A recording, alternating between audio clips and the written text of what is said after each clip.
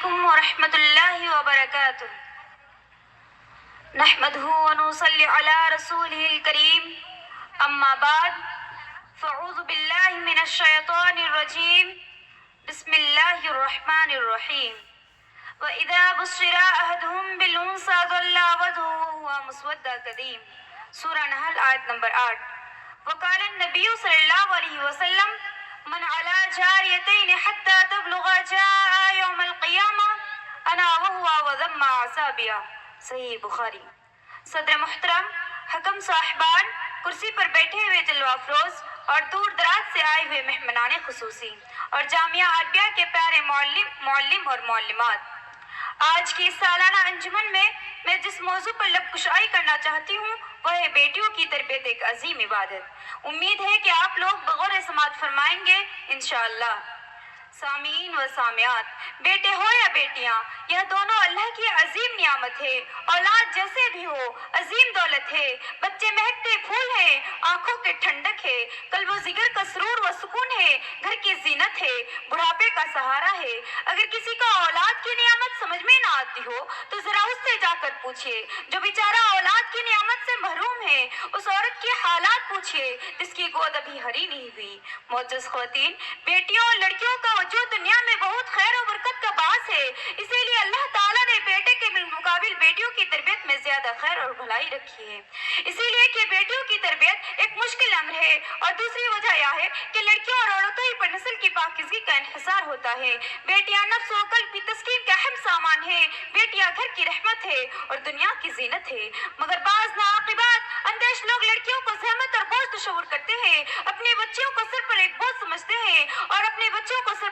سمجھتے ہیں اور کچھ احمق اور نادان اور ظالم قسم کے لوگ ایسے بھی ہیں جو محض اس لیے بیوی کو طلاق تک دے دیتے ہیں اور کچھ اپنی بیٹی کا ہی گلا گھونٹ دیتے ہیں۔ اللہ کی قسم، یہ دور ذہالت کی مشابہت ہے۔ ذہالت کا طریقہ ہے جیسے کہ بہت معروف ہے کہ زمانہ جاہلیت میں بچوں کو زندہ درگور کر دیا جاتا تھا۔ باپ اپنی بیٹی کی پیدائش سے سخت ناراض ہوا کرتا تھا، جس کا نقشہ قرآن مجید میں اس طرح کھینچتا ہے اور کہتا ہے کہ جب بھی ان میں سے بیٹی کی پیدائش ہونے کی خبر دی جاتی تو ان کا منہ غم کے ثواب کالا پڑ جاتا ہے اور وہ دل گھٹنے لگتا ہے، اور اس بڑی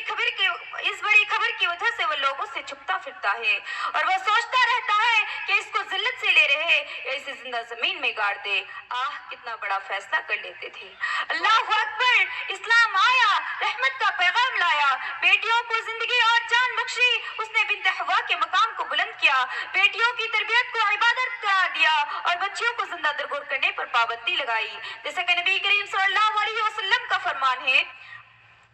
ان اللہ حرم علیکم حقوق الامہات ووعد البنات، بے شک تم پر ماؤں کی نافرمانی اور بچیوں کو زندہ درگور کرنے پر حرام قرار دیا ہے۔ عزیز سامعین و سامعات، دور ذہالت میں لڑکیوں کو باعث سمجھی جاتی تھی، بیٹیاں قوم و سماج کے لیے باعث و شرمندگی تصور کی جاتی تھی، لیکن اسلام ہی اس روئے زمین کا واحد مذہب ہے جس نے اس برائی کے خاتمہ پر سب سے پہلے قدم اٹھایا۔ مجید شریعت مطہرہ نے بیٹیوں کی تربیت پر جنت کی ضمانت دیتے ہوئے نبی کریم صلی اللہ علیہ وسلم نے فرمایا، من علی جاریتین حتی تبلغ جاء یوم القیامہ انا وہو وضم عصابیہ، یعنی جس نے دو بچوں کی پرورش کی، یعنی ان کی شادی وغیرہ بھی کرا دی گئی، تو والدین کل قیامت کے دن میں اور وہ اس طرح رہوں گا۔ راوی کہتے ہیں کہ آپ صلی اللہ علیہ وسلم نے اپنی انگلیاں ملایا یہ سمجھانے کے لیے کہ جیسی یہ انگلیاں باہم قریب قریب ہے ویسے ہی میں اور بچیوں کی تربیت کرنے والے بالکل جنت میں قریب قریب رہیں گے۔ دوسری حدیث میں نبی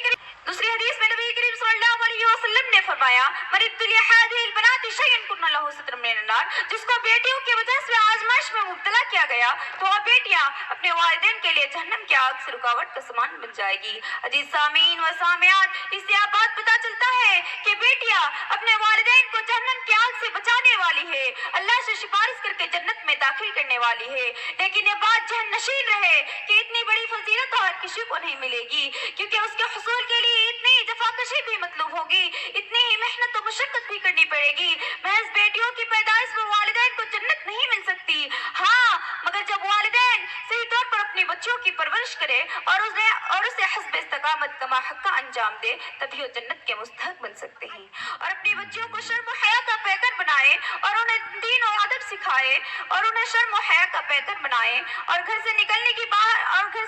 کی صورت میں پردہ اور محرم کا التزام کرے، اپنے شوہروں کی خدمت اور ان کے حق ادا کرنے والی بنائے اور بلوغات کے بعد شادی کرنے میں جلدی کرے۔ یہ چند اہم ذمہ داریاں ہیں، اگر والدین اس ذمہ داریوں پر اتر آئے اور ان ابواب پر کھڑے اترے تو یہ بیٹیاں اپنے والدین کے لیے بہت بڑی نیکی ہے، اپنے والدین کی آنکھوں کی ٹھنڈک ہے، دنیا و آخرت میں باعث و شہادت ہے۔ لیکن افسوس صدا افسوس، آج بیٹیوں کی پیدائش سے اکثر لوگ رنجیدہ غمگین ہو جاتے ہیں، اور کچھ ایسے ظالم والدین ہیں جو جدید وسائل کے ذریعے حمل چیک کراتے ہیں، اگر حمل میں بیٹی ہو تو فوراً حمل ساقط کرا دیتے ہیں، اور کچھ ایسے ظالم شوہر بھی ہیں جو محض اس لیے بیوی کو طلاق تک دے دیتے ہیں اور کچھ اپنی بیٹی کا ہی گلا گھونٹ دیتے ہیں۔